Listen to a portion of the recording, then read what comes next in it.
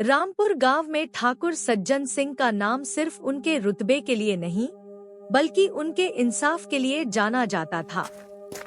पर एक सुबह गांव की शांति तब भंग हुई जब रामू रोता हुआ हवेली पहुंचा।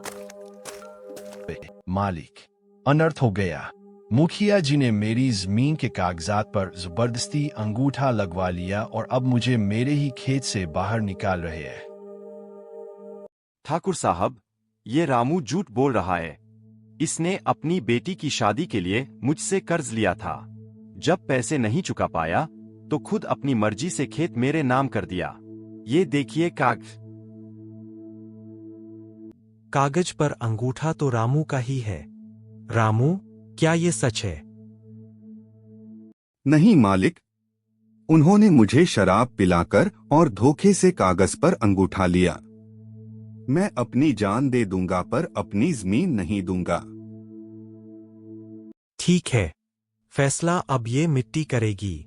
मुखिया जी, अगर ये खेत आपका है तो इस मिट्टी को हाथ में उठाइए और कसम खाइए कि ये खेत आपने ईमानदारी से लिया है।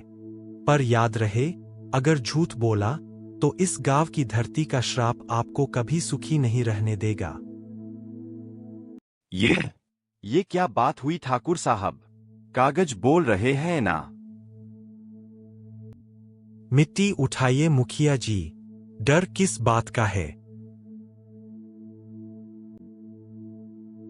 मुझे माफ कर दीजिए ठाकुर साहब, लालच आ गया था। मैंने धोखे से ही अंगूठा लगवाया था।